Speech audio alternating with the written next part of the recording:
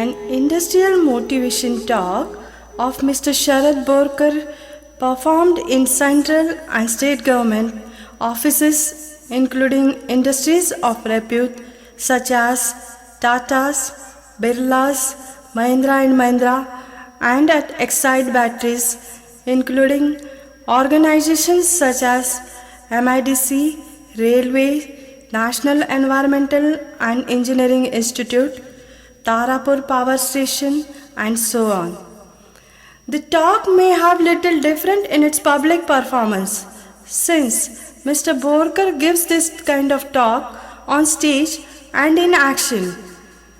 There are more than hundreds of scripts like this available with Mr. Borkar, a journalist by profession in an industrial field since last 23 years and an ex-guest lecturer in National Fire College, Nagpur, Small Industries Service Institute, and he has been also called as an expert in Government Polytechnic College, Nagpur.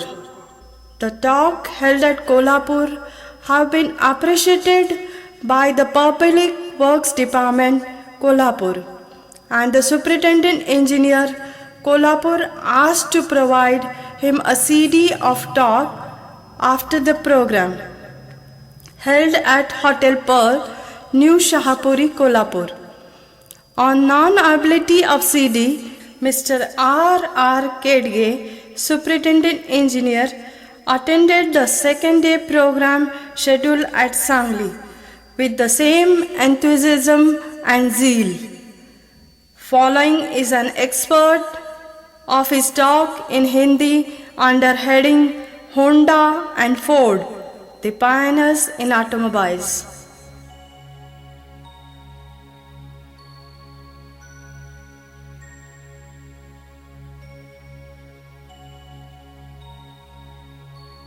Soichiro Honda Japan में रहने वाले इस व्यक्ति का नाम Soichiro था।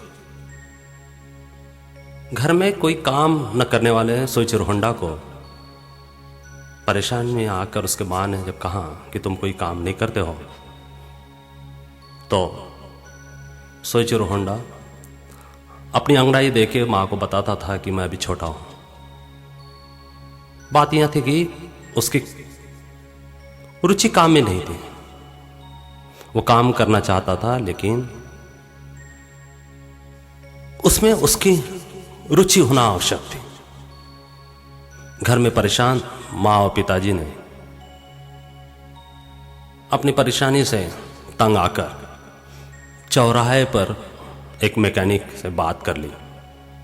उसे कहा, कल से हम हमारे बेटे को आपके यहां काम के लिए भेज देंगे। अनपढ़ अडानी आदमी को काम देने में पहले तो उस व्यक्ति ने रुचि नहीं बताई। उस मैकेनिक को लगा हम दो भाई हैं, हम काम कर लेते हैं, अब ये तीसरा आदमी आके हमको परेशान करेगा या काम करेगा। लेकिन दोनों भाई की सलाह सुलह होने के बाद यह निर्णय लेने में आया कि कम से कम उसको कल काम दे तो दे।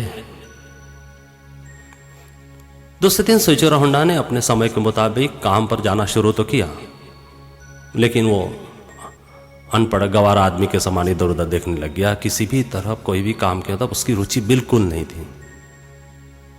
ऐसे व्यक्ति को जब उस मैकेनिक ने काम देना शुरू किया तो ये अंगड़ाई दे के उस काम को कैसा तो भी टाइम पास करने लगा।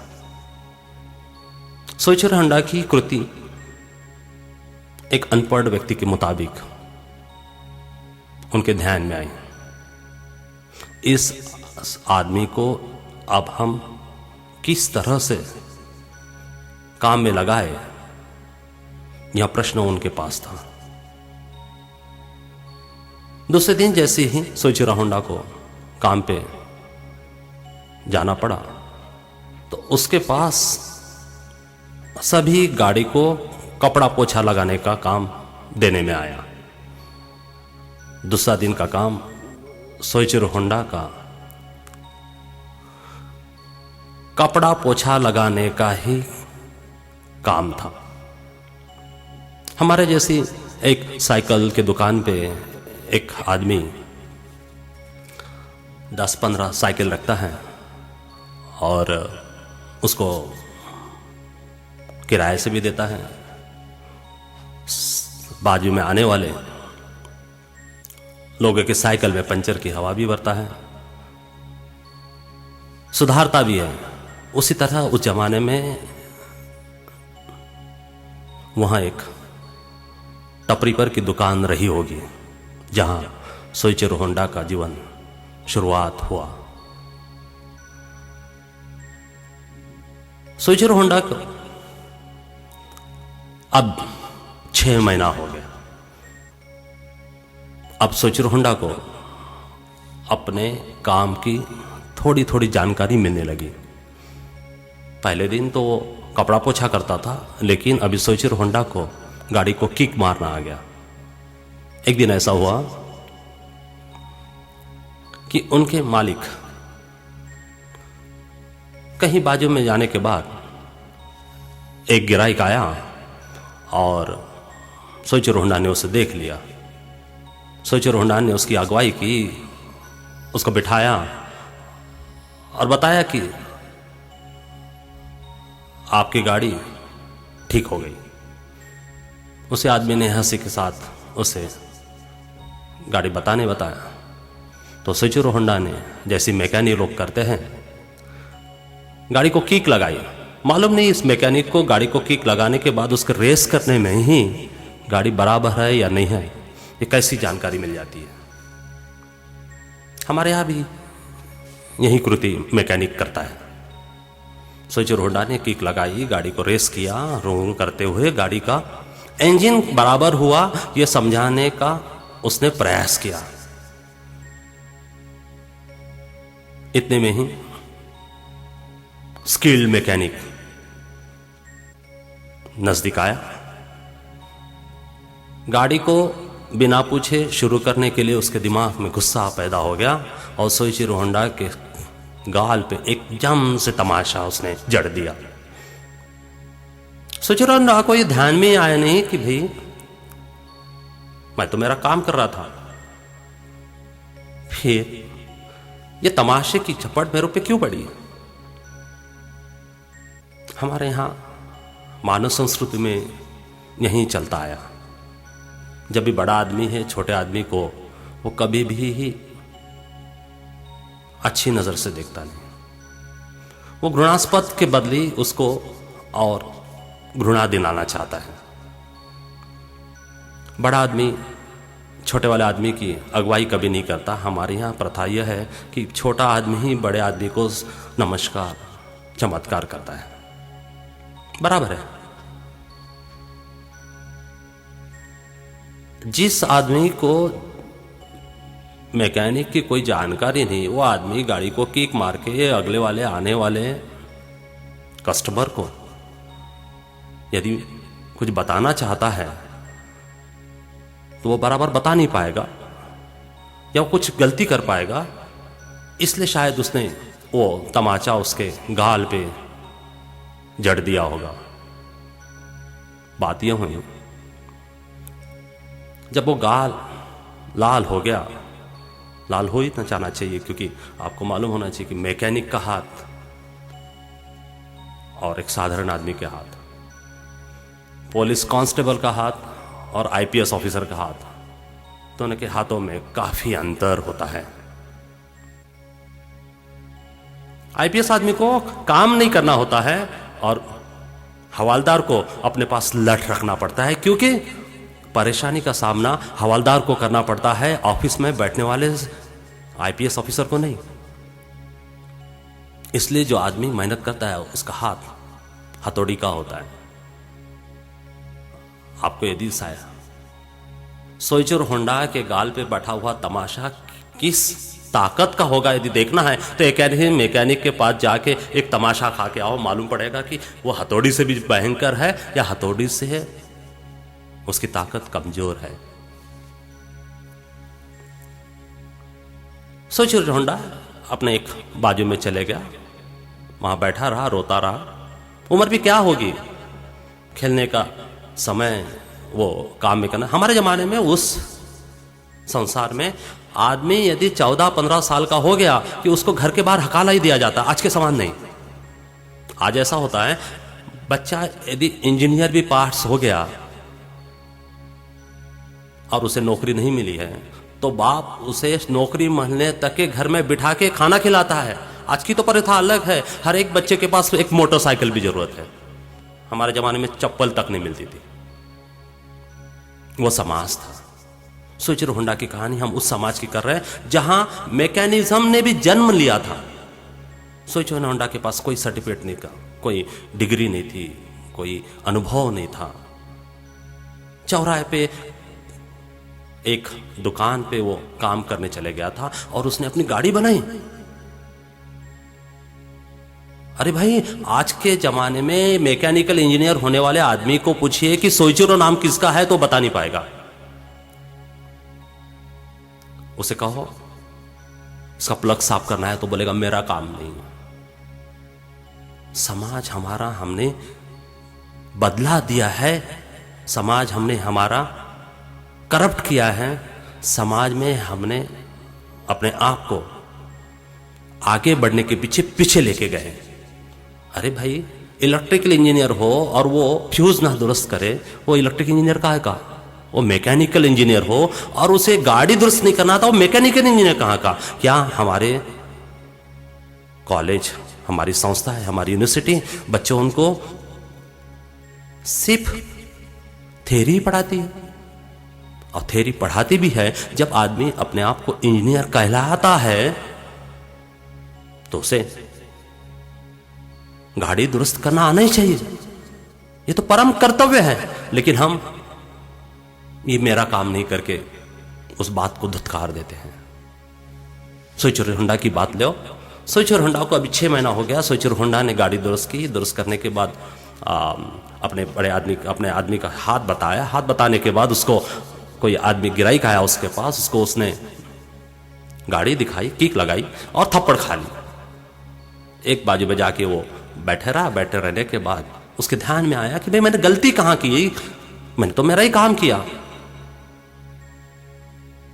लेकिन हमारे सिस्टमैटिक काम में एक पद्धत होती है, एक सिस्टम होती है जिसका काम वो करे। सोइचिरो होंडा का काम वो नहीं था। सोइचिरो होंडा का ये काम था कि उसको सिर्फ गाड़ी पोंछना था। अरे भाई, गाड़ी पोंछने वाला ही आदमी गाड़ी पोंछेगा तो वो मैकेनिक कब बनेगा? मैकेनिक से बाद स्किल वर्कर कैसा बनेगा? स्किल वर्कर से वो इंजीनियर कैसे बनेगा? इंजीनियर के बाद वो मालिक कैसे बन पाएगा? ये प्रश्न चिन्ह है। सोइचिरो होंडा के दिमाग में उस बालपन में वही कल्पना आगे आई। उसे लगा मैंने कोई गलती नहीं की, उसके बावजूद मेरे गालों पे इस स्किल वर्कर ने थप्पड़ जड़ दिया है। अब मुझे उसकी वेदना सहन करना पड़ रहा है। हमारे यहां आप यीशु क्रिस्त को लीजिए, हमारे यहां महात्मा गांधी को लीजिए, हमारे यहां आप आंबेडकर को लीजिए। ये सभी पुरुषों को पहले लोगों से गुस्सा सहना पड़ा है। लोगों का गुस्सा सहने बगैर कोई भी आदमी आगे बढ़ नहीं सकता। ये हमारे आगे जाने का एक मंत्र, सिद्धांत है। पहले तकलीफ उठाओ और बाद में उसका फल पाओ। आम का पेड़ देखिए, 12 साल के बाद वो आपको आम देता है। 12 साल इंतजार करना पड़ता है। आज के संस्कृति में फास्ट फूड, खाना मिले, लेकिन खाना कैसा मिले? जाते बराबर उसके ऊपर टपक जाएगा। फिर वो खाना बनाने का, वो मेहनत करने का, और उसका टेस्ट बराबर नहीं आएगा। आप यदि खेतों में जाओ और वहां झुनका भाकर खा लीजिए, आपको उस झुनका भाकर की टेस्ट आपके ताजमहल होटल के टेस्ट से भी कहीं गुना अच्छा है। लेकिन काम ऐसा होता है हमारे यहां कि हम आजकल नौकरी लगने के पहले पहले मोटरसाइकिल होना, मतलब नौकरी मिलने के, हम लोग जमाने में नौकरी मिलने के बाद हम लोग साइकिल लेते थे, वो भी सेकंड हैंड। आजकल बच्चा सेकंड हैंड की बातें नहीं करता, उसको फर्स्ट हैंड होना। समाज में यदि वो जमाना होता कि लोग लड़ाई में मरते थे और विधवा औरता होती, तो मेरे ख्याल से आज के जमाने में विधवा लड़की का शादी नहीं होता, क्योंकि वो तो सेकंड हैंड है। फर्स्ट हैंड की बात करते करते हम ये समाज को हमने बदलाया, समाज को हमने कल्पना दी, समाज को हमने हमारे तरह से, हमारे फायदे की तरह, फायदा जिस तरह से मिलता है उस तरह से हमने उसको इस्तेमाल किया। अरे भाई, एक जमाने में औरत लोगों की तो वो व्यवस्था थी कि आदमी मरने के बाद औरत को मरना पड़ता था, सती जाना पड़ता था। बाद में संस्था बदली, उनको मठ में रखना शुरू कर दिया कि भाई कोई आदमी इनको ना देखे। बाद में कोई एक आधा हिंदुस्तानी सती का लाल पैदा हुआ, उसने कहा नहीं नहीं, मेरी मां सती नहीं जाएगी, मेरी मां मठ में नहीं रहेगी। तो बाद में संस्था ने औरत लोगों का मुंडन करना शुरू कर दिया ताकि वो स्त्री सुंदर ना दिखे, उसकी दोबारा शादी ना हो। बाद में स्त्री जाति के दोबारा शादी होना शुरू हो गया, उसको जिंदगी में दूसरा संसार शुरू करने का हक मिलने लग गया। वो दूसरा संसार फिर से शुरू करने लगी, और उसके लिए आदमी को भी तैयार किया ना। आदमी लोग तैयार हुए, और हमारे जो मिलिट्री में जाने वाले जवान लोग मर जाते थे, तो उससे उसकी विधवा औरत से शादी करने वाले तरुण लोग हमारे यहां पैदा किए हम लोगों ने। वो जिंदगी, वो समाज को अर्पण करने की कला, वो कल्पना आज के बच्चों में कभी दिखाई नहीं देगी। सोइचिरो होंडा देखिए, थप्पड़ खाने के बाद सोइचिरो होंडा अपने खुद का गाड़ी का फैक्ट्री बना पाया। एक ऑर्डिनरी आदमी जिसके पास सर्टिफिकेट कोर्स नहीं, डिग्री नहीं, घर में कोई संस्कृति नहीं, वो आदमी किस तरह से इतने आगे बढ़ा होगा। शायद हम लोग आज के कल्पना में सोइचिरो होंडा बनने की कल्पना तो भी तो कर सकते हैं। हमारे यहां ऐसा होता है, हमारी माँ ही कहती है बेटे को ऑटो रिक्शा में जाने दो, उसको तकलीफ होती है। अरे भाई, तकलीफ होगी नहीं तो आदमी आगे कैसा जाएगा? प्रश्न यह है, परिस्थिति का सामना करते करते हम लोग आज इस परिस्थिति में आए कि जहां हमको एसी मिलता है, हमको गाड़ी फास्ट मिलती है, प्लेन में बैठना मिलता है। ये परिस्थिति कैसी लाई? हमने मेहनत करके लाई, फिर हम मेहनत से ही छुटकारा पाए। ये कहां से संभव है? हमने अपने आप को बदलाना चाहिए। सोइचिरो होंडा अब उस संस्था में घृणा का पात्र बन गया। क्या होता है, एक आधे घर में बहू यदि आ गई और उसने कोई गलती की, तो बहू की गलती एक आदमी के साथ नहीं जुड़ेगी, वो घर के साथ जुड़ती है। हर आदमी ये नहीं कहता है कि उसके हाथ से गलती होगी, बोलते बहू की गलती हुई, क्योंकि वो एक बाहर से आने वाली लड़की है। जब वो एडजस्ट हो जाती है, बाद में वो मां बनती है, जब उसका घर हो जाता है, वो बात अलग है। किंतु जब वो प्रथम बार आती है और एक आधी गलती की, तो उसको सास भी ताने देगी, ससुर भी ताने देगा, घर के सारा आदमी ताने देंगे, कहेंगे नहीं, क्योंकि वो एक पराई है। हमने किसी भी व्यक्तित्व को अपने आप में ढालने की कभी कोशिश ही नहीं की। उसी तरह परिस्थिति सोइचिरो होंडा की हुई, क्योंकि वो दुकान दो भाइयों का मिलके था। हमारे यहां देखिए, रिचर्ड्स एंड कुडास, प्रॉक्टर एंड ग्लैमलिंग, ये कैसी कंपनियां? ये दो लोग कहीं से तो भी समुद्र पार करके हमारे यहां उतरे और 2 आदमी ने मिला के उस कंपनी को बड़ा बनाया। बड़ा बनाने के बाद उस कंपनी में फायदे होने लग गए।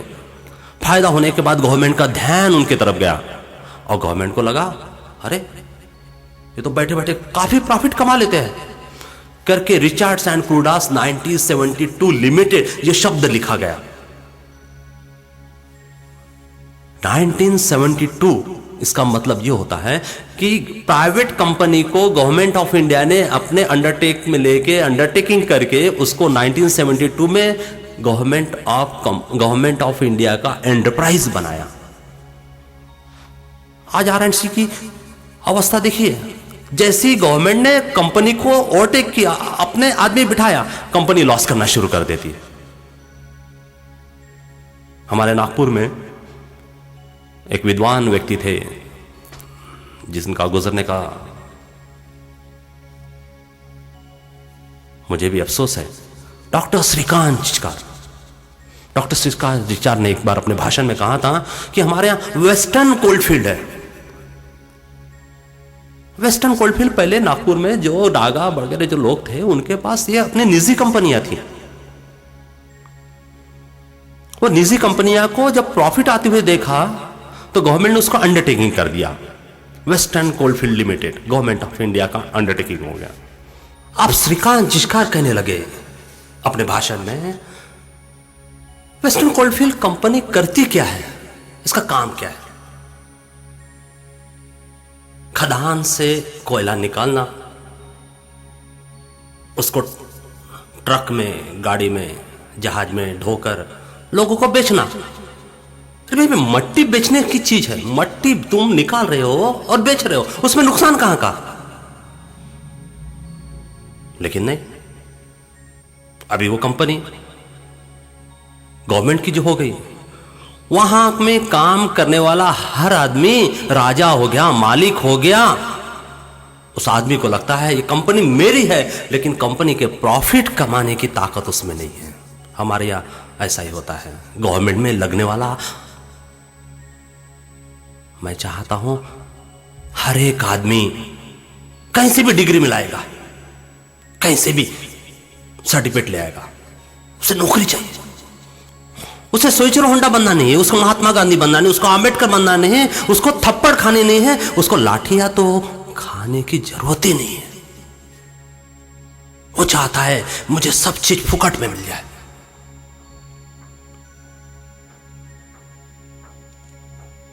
वेस्टर्न कोलफील्ड लिमिटेड आज के दिनों में नुकसान पे नुकसान, भारी नुकसान सह रही है। हमारे यहां भी हमने सोइचिरो होंडा को जन्म देना चाहिए। सोइचिरो होंडा की दूसरी कहानी इससे भी बेहतर है। उस बेहतर कहानी का दूसरा पार्ट ऐसा है कि सोइचिरो होंडा ने मात नहीं खाई थप्पड़ खाने के बाद। सोइचिरो होंडा ने उसको रियलाइज किया। उसने सोचा कि थप्पड़ मुझे क्यों मारी गई, मेरी कहां गलती हुई, और यदि गलती नहीं भी हुई और मारी भी है तो भी ये थप्पड़ का प्रश्न मेरे दिमाग में हमेशा के लिए अस्तित्व करके रहेगा। इसलिए मैं आतंकवादी नहीं बनूंगा, उसके लिए मैं मालिक के विरुद्ध में नहीं जाऊंगा, उसके लिए मैं उस स्किल वर्कर को थप्पड़ नहीं मारने जाऊंगा। तो मैं इस थप्पड़ को खाने के बाद, इसको रियलाइज करने के बाद, इसको श्रवण करने के बाद, मैं इस व्यक्ति को अपना अच्छा व्यक्तित्व दिखाने की कोशिश करूंगा। कितनी निराली बात है। हमारे यहां मास्टर यदि बच्चों को मारता है तो आज के जमाने में मां बाप जाते हैं, हमारे बच्चों को क्यों मारा? हमारे जमाने में तो घर में और स्कूल में दोनों जगह पिटाई मिलती थी। मास्टर ने बताया कि बच्चे ने मस्ती की है तो मास्टर तो पिटता ही था, लेकिन घर में भी आने का बाप की भी पिटाई मिलती थी। वो जमाना था। आज के मां बाप स्कूल में जाके, अरे भाई, पुलिस स्टेशन में कंप्लेंट दर्ज करवाते हैं। सोइचिरो होंडा की बात देखिए, सोइचिरो होंडा ने अभी गाड़ी को किक मारना बंद कर दिया, गाड़ी को पोंछना शुरू कर दिया। गाड़ी की पोछाई इतनी अच्छी करने लगा कि गाड़ी चमकने लगी, सब लोग उसको चाहने लगे। लेकिन ना, सोइचिरो होंडा ने कभी भी गाड़ी को किक नहीं मारी। फिर सोइचिरो होंडा बड़ा बना कैसा, वो प्रश्न। सोइचिरो होंडा ने अपने आप को इंजीनियर बनाने के लिए, प्रतिस्पर्धी बनने के लिए, स्पर्धा करने के लिए जुटा दिया। सोइचिरो होंडा के पास एक काम था, जो भी गाड़ियां बनती थी उसके स्पेयर पार्ट्स, खराब स्पेयर पार्ट्स फेंकने का काम सोइचिरो होंडा के पास था। पहले पोछा करने वाले आदमी को और कौन सा काम दिया जाएगा?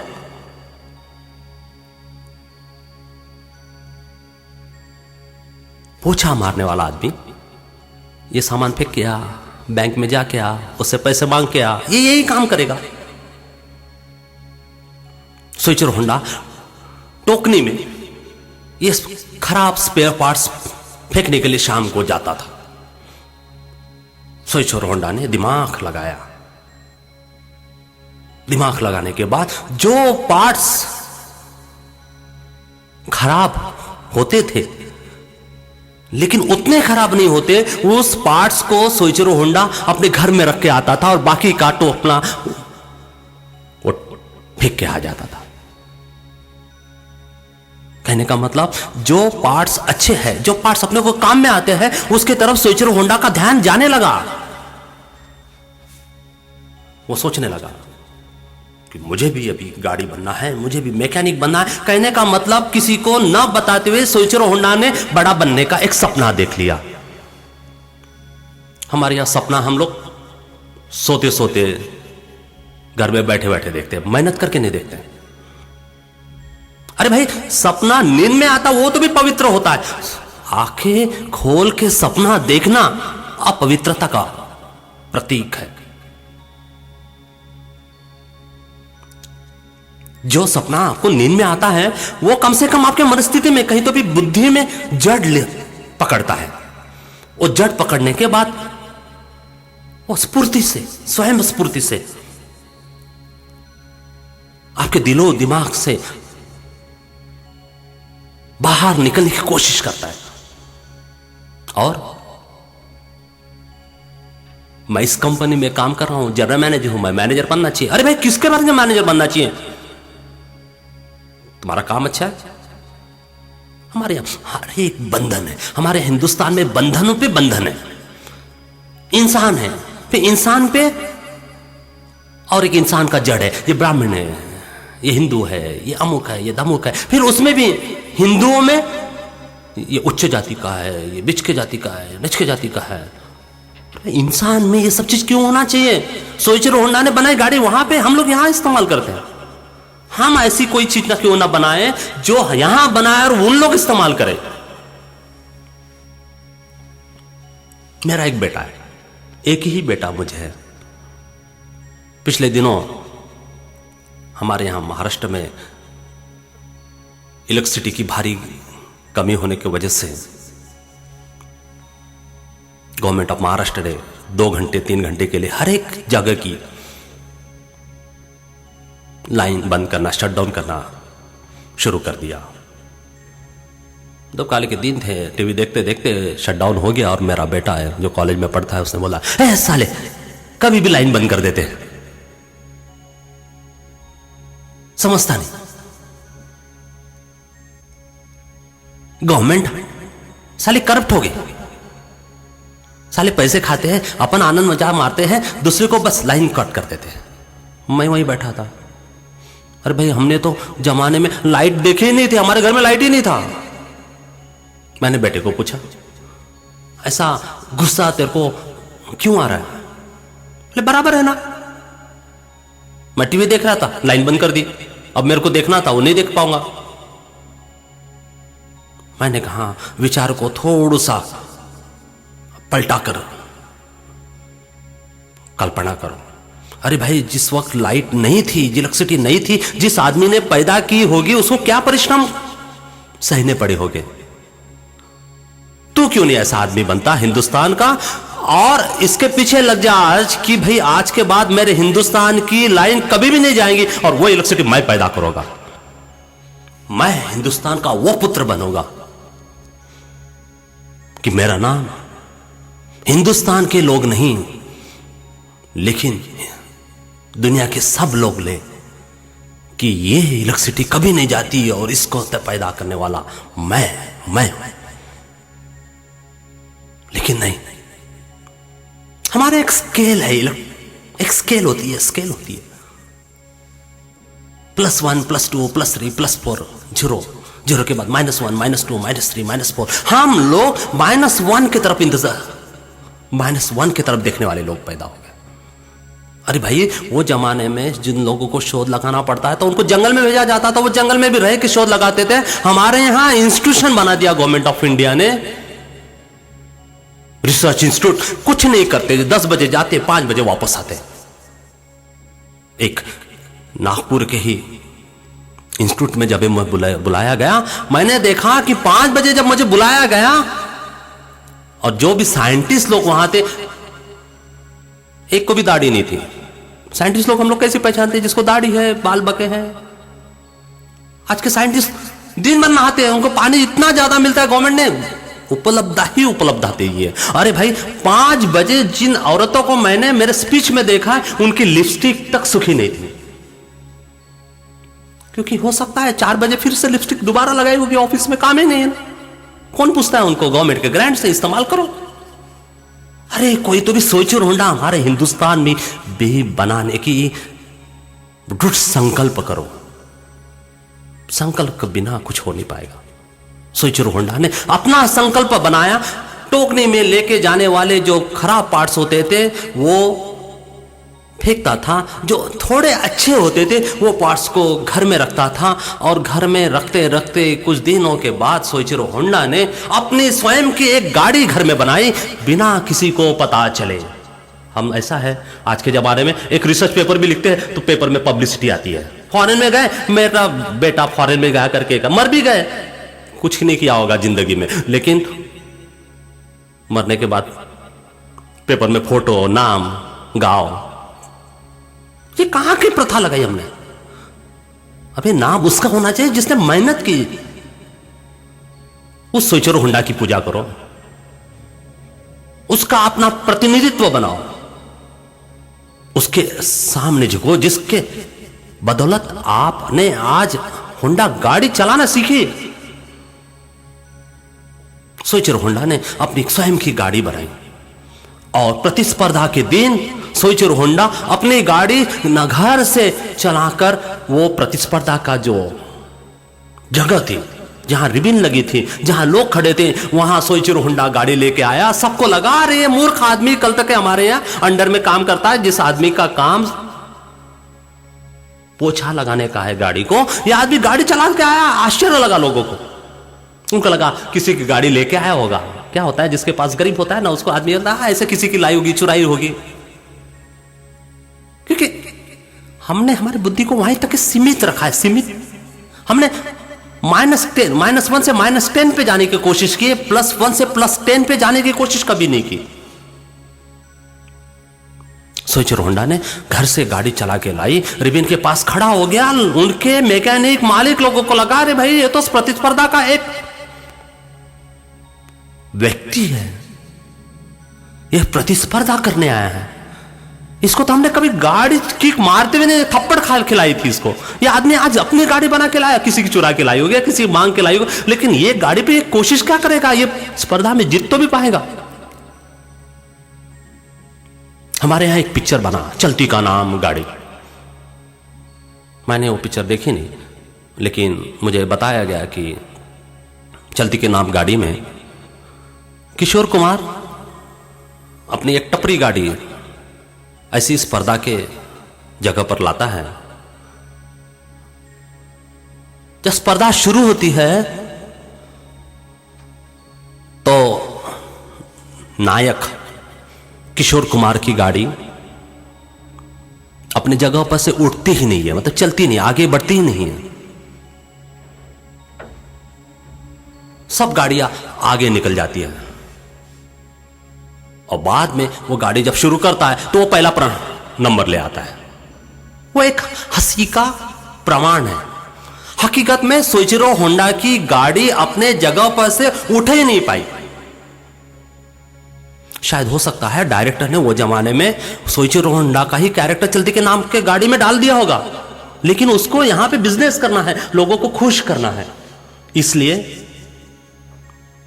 डायरेक्टर ने गाड़ी शुरू न होने के बावजूद भी उसको चलचित्र पे पहला नंबर आता या उसको बख्शिश मिलता है पहला क्रमांक का, ये लोगों को खुश कहलाने के लिए, बहलाने के लिए बताया होगा। हकीकत में सोइचिरो होंडा की गाड़ी जगह पर से उठे नहीं पाई और सोइचिरो होंडा ये बेइज्जती जिंदगी भर नहीं भूल पाया।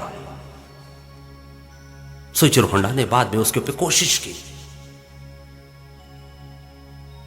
उस पर विचार लाया, कंपनी के बने हुए जो पार्ट्स थे उसको अपने प्रतिभा से बदलाने की कोशिश की। जो मोटरसाइकिल का इंजन था उसमें कल्पना, विचार, ताकत, मेहनत सब डालकर उसको बढ़िया से बढ़िया गाड़ी कैसे बनाने चाहेंगे, इस तरह का विचार करना शुरू कर दिया। और सोइचिरो होंडा ने होंडा गाड़ी बना के बताई। हमारे में से एक तो भी आदमी है होंडा बनने वाला, एक तो भी आदमी मैकेनिकल इंजीनियर वाला बताएगा। एक स्कूल में या कॉलेज में चले जाइए, मैकेनिकल इंजीनियर के एक क्लास को खड़ा कीजिए और उसको बोले भाई होंडा बनाने वाले गाड़ी वाले का नाम क्या था। वो ये भी नहीं बोलेंगे कि उसका नाम होंडा था करके, क्योंकि उनको लगा होंडा इन्हें कोई ब्रांड नेम होगा। कभी कल्पना ही नहीं की कि भाई मैं इंजीनियर बनने के बाद मेरे हिंदुस्तान के लिए कुछ, बस यही सोचा होगा कि मैं इंजीनियर बनूं, 24 साल होने के बाद मेरे को मस्त नौकरी मिल जाए, मेरी जिंदगी अच्छी चले जाए। हमारे यहां ब्रिटिश काल से यही तैयार हुआ है। सुख की व्याख्या जिसमें हम करते हैं वो सुख की परिभाषा मुझे तो नहीं दिखाई देती है। सुख उसी में है जहां आपका परिश्रम है, जहां आपके परिश्रम का फल है। स्कूल के बच्चों को पूछिए, स्कूल में होमवर्क दे दिया आपको, होमवर्क देने के बाद आपको पहले तो परेशानी लगी, ये काम करना है, ये पढ़ाई करना है, पिक्चर को भी जाना है, माता के साथ घूमने भी जाना है, फिर शाम की पार्टी भी खाना है, लेकिन उसके बावजूद भी आपने होमवर्क पूरा किया और स्कूल जाते वक्त आपका चेहरे पे वो रौनक देखिए, वो समाधान देखिए। समाधान यदि पाना है तो कहीं ना कहीं आपको तकलीफ तो उठानी ही है। सोइचिरो होंडा, जिस आदमी के पास कोई व्यक्तिमत्व नहीं था,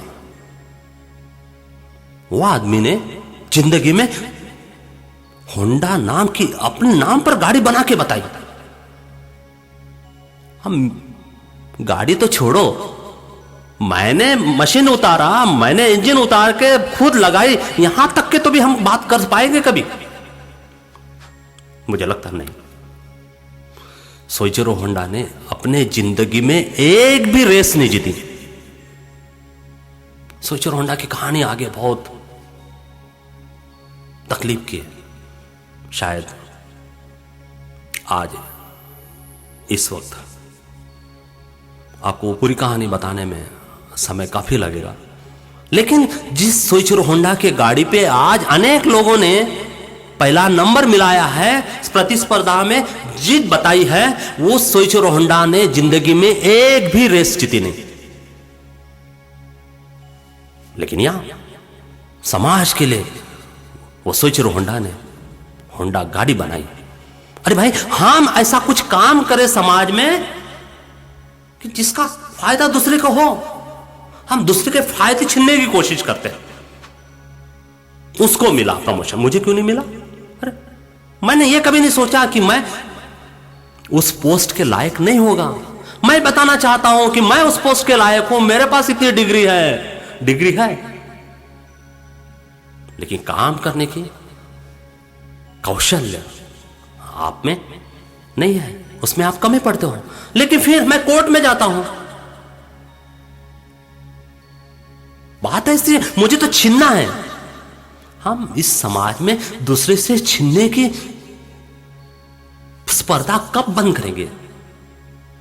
हम इस समाज में वो स्पर्धा कब लाएंगे जहां हम बताएंगे कि हां मैं हूं।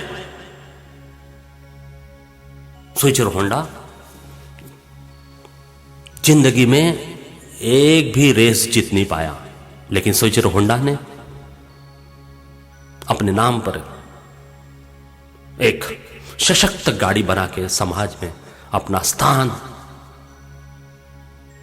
जमा दिया। सोइचिरो होंडा अपने आप में एक अस्तित्व बन गया।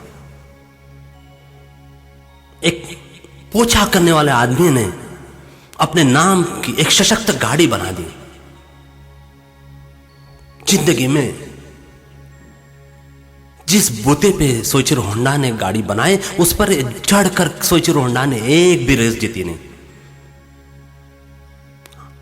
अपने हाथ पैर तोड़ बैठा।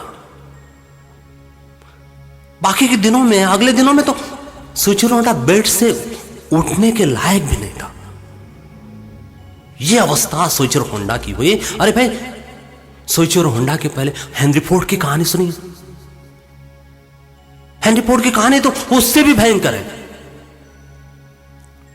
हमारे यहां नहीं सोइचिरो होंडा, नहीं हेनरी फोर्ड। अरे कम से कम तुम अपने नाम के लायक तो भी बन सकते क्या? लोग बोलते मेरा बेटा बदमाश है, वो लायक नहीं। साहब बोलते अरे वो साहब के लायक कहीं नहीं है। हमारे यहां जजेस को भी जजेस की कंप्लेंट आने लगी। हमारे प्रेसिडेंट ऑफ इंडिया बोलते हैं ना ना ना ना, द जजेस should be responsible for this work. वो गया जमाना जहां जजेस पे विश्वास कर सकते थे। आज समाज ये कहता है नहीं नहीं, जजेस भी डिसीजन किसी प्रलोभन में आके देते हैं। कितना समाज हमारा हमने गन लगा दी, दुर्गंध ला लिया है। हर जगह हम अपना फायदा देखते हैं। समाज का फायदा देखने वाला सोइचिरो होंडा को कहीं तो याद करो। हेनरी फोर्ड इसी तरह एक सशक्त व्यक्ति का नाम है जिसने फोर्ड गाड़ी बनाई। हेनरी फोर्ड अपने 14 साल की उम्र में ही घर से भाग निकला था। वो जमाना ही ऐसा था। लड़का बड़ा हो गया कि उसको अपना काम स्वयं करना है, उसे अपनी रोजी रोटी स्वयं मिलानी है। हमारे समाज में तो 14 साल में, वो जमाने में शादी होती थी। 14 साल में वो आदमी को परिपक्व बनना था। आज हम लोग टोंगे बन जाते हैं 30 साल के, नौकरी नहीं, घर में बैठते बाप के भरोसे खाते। छोटा काम करने हमें लज्जा लगती है। कोई भी काम छोटा नहीं होता, हमारे साधु संत बताते हैं। आप पूछिए जो भी आदमी बड़ा बना उसका काम कितने मामूली औहदे से शुरुआत हुई है। जो आदमी छोटे औहदे से शुरुआत करता है वही आदमी बड़ा बनता है। अदरवाइज सब आईएएस ऑफिसर हमारे साधु और संत बने जाते थे। अब बताइए एक हादसा, आईएएस ऑफिसर साधु और संत बना। अरे भाई, हमारे यहां जो पेड़ के नीचे टपोरी वाला आदमी होता है ना, 10 आदमी को अपने नजदीक लाता है, बात करता है और एक माहौल बनाता है। एक टपोरी, एक माहौल, एक चौराहा पे बैठने वाले लड़कों के समान वो साधु और संत हुए। हमारे नागपुर में तो एक इत्तू बाबा करके एक मंदिर बना है जिस आदमी का कोई अस्तित्व नहीं था। आपको यदि मेरे शब्दों पे विश्वास नहीं है तो हमारे यहां सबसे आशिया में बड़ी वाली इंडस्ट्रियल एरिया बुट्टीबोरी में आके देखिए। It to Baba, what Baba he was. He was an ordinary man, just an ordinary. I saw him in my childhood. जब मैं रंगी बैल में बंडी बैल में जा रहा था तो इतू बाबा, उसको पास कुछ बेड़ी लगी थी और 2-4 आदमी उसके सामने बैठे थे। मैं वही रास्ते से, मतलब उसको रास्ता भी, उसको पायवाट बोलते हैं हमारे मराठी में, हिंदी में उसको और क्या शब्द हो सकता मालूम नहीं, जहां से आदमी लोग चलने का एक अपना रास्ता बना लेते हैं और खेतों में जहां से रेंगी बैल उसके 2 चक्के जाते हैं, मट्टी ही मट्टी, वहां से जाने वाली अनेक गाड़ी बैल और मट्टी फेंकती होगी और उनके ऊपर जाके रुकती होगी। शायद उनके पास नहाने के लिए पानी भी था या बाजू में एक आधा कुआं या एक आधा नदी होगी, मुझे मालूम नहीं। Just a ordinary man. कोई भी आदमी आया उसके पास तो बोलता तेरा सुख हो जाएगा, खुद को खाने के लिए नहीं है। वो आदमी जो लेके आता है उसके ऊपर उसका गुजारा होता था, लेकिन नहीं, ऑर्डिनरी नाम इतू। What is इतू? कोई तो माँ बाप ने वो जमाने में पैदा होने के बाद इतू नाम रख दिया होगा। हमारे यहां गोटा नाम रहता है, गोट्या। हमारे कॉलोनी में एक लड़का है गोट्या, बहुत ब्रिलियंट है, लेकिन हमारे नाम राम होते, राम का एक भी गुण नहीं होता, 100 गुण होते हैं। सिद्धार्थ, सिद्धार्थ ने राजा का लड़का बनने के बाद, राजा का लड़का बनने के बाद क्या, राजा का लड़का था ही, वो बनना नहीं, उस तो जन्म ही राजा के यहां लिया था, राजवैभव छोड़ दिया और जंगल में गया। बौद्ध धर्म उसने निर्माण किया। हमारे यहां सुख प्राप्ति के लिए हम लोग कुछ भी करने के लिए तैयार हैं। औहदे से बड़ा उदाहरण, अरे भाई 58 साल से गवर्नमेंट ऑफ इंडिया ने उनका नौकरी का एक तौला 60 साल का कर दिया। अबे 58 साल की नौकरी 60 में मिलेगी, सब खुश हो गए हिंदुस्तान में। हमारे महाराष्ट्र में तो उसके झंडा गड़ा दिया, 60 साल मिल गए, 2 साल और आराम करने मिलेगा, 2 साल में ऑफिस की खुर्ची तोड़ने मिलेगी। बाद में गवर्नमेंट को लगा नहीं, हम लोग बहुत काफी लॉस कर रहे हैं इसको, तो गवर्नमेंट ने उसको फिर से 58 साल कर दिया। हमारे यहाँ के ऑफिसर लोग कोर्ट में गए, हाई कोर्ट में गए, बोले कि साला हमको बताया इन्होंने कि तुम्हारी नौकरी हम 60 साल तक के रखेंगे, अभी 58 साल से फिर वापस कर दिया। कोर्ट ने डिसीजन दिया, भैया हमने आपको जब नौकरी दी थी तब हमने आपको 58 साल बोली थी, बाद में हमको ऐसा लगा कि आपको 60 साल तक के रखना चाहिए, लेकिन हमने आपको उसके बारे में कुछ लिखित रूप से नहीं दिया, इसलिए अभी आपको 58 साल में ही रिटायर्ड होना है। तो गवर्नमेंट में काम करने वाले, अरे जिन आदमी ने 25-25, 32-32 साल, 35-35 साल काम किया, वो आदमी को और 2 साल काम करने की नौकरी होना है। और जिस आदमी को नौकरी मिलती नहीं जिंदगी में, वो आदमी कैसा बसेरा करता होगा, इसका कभी किसी ने विचार नहीं किया। ना हम जिंदगी में सोइचिरो होंडा बन पाएंगे, ना ही कभी हम हेनरी फोर्ड बन पाएंगे। हेनरी फोर्ड की कहानी ऐसी है, अपने उम्र के 14 साल में हेनरी डॉक्ट्राइट सिटी से भागकर दूसरे एक बड़ी सिटी में चले गया। गांव से पहले डॉक्ट्राइट सिटी में आया। डॉक्ट्राइट सिटी में काम करते वक्त हेनरी फोर्ड अपना काम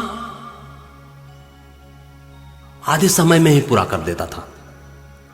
अब प्रश्न यह है कि लोग बोलेंगे कि भाई मशीन चल रही है, मशीन चलने में आदमी जो मशीन का स्पीड होगा उसी में काम करेगा। फिर हेनरी फोर्ड अपना काम आधे समय में पूरा कैसे कर सकता था?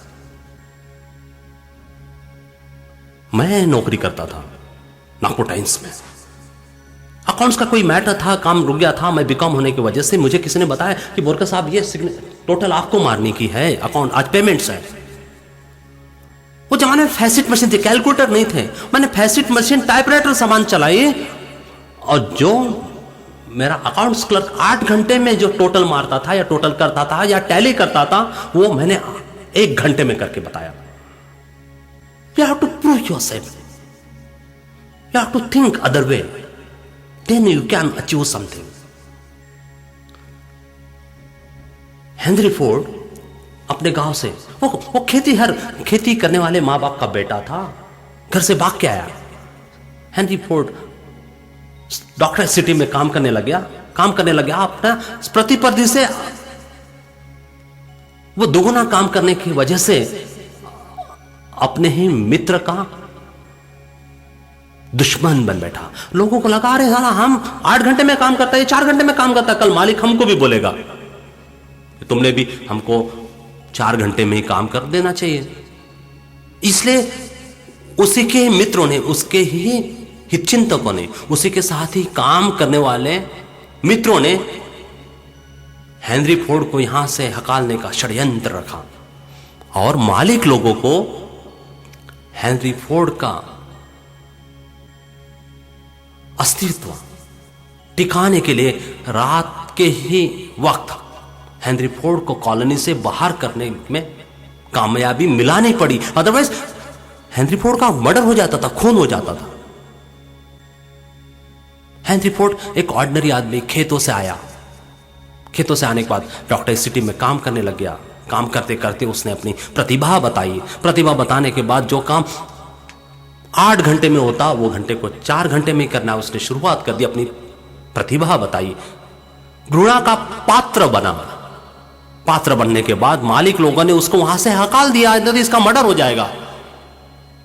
और दूसरी सिटी में जाके, दूसरे गांव में जाके काम करने लग गया और उसने फोर्ड नाम की गाड़ी बनाई। अरे भाई सोइचिरो होंडा की बात छोड़ो, फोर्ड ने जब गाड़ी बनाई, गाड़ी बनाने के बाद जब उसका ट्रायल लेना था तो उसको पता चला कि गाड़ी का साइज बड़ा है और दरवाजे का साइज छोटा है। हेनरी फोर्ड को गाड़ी बाहर निकालने के लिए दरवाजा तोड़ना पड़ा और हेनरी फोर्ड ने सशक्त गाड़ी बना के अपना नाम अजरामर करके बताया। आप में से कोई तो एक आदमी ना सोइचिरो होंडा, हेनरी फोर्ड तो बन के बताओ।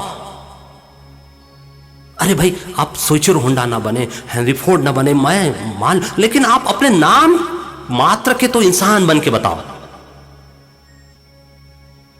आज हम यही खत्म करेंगे। शायद हो सकता है आपको सोइचिरो होंडा और हेनरी फोर्ड दोनों की कहानी ने कुछ प्रेरणा दी होगी। इसी के लिए आज का जो मेरा वक्तव्य था। धन्यवाद।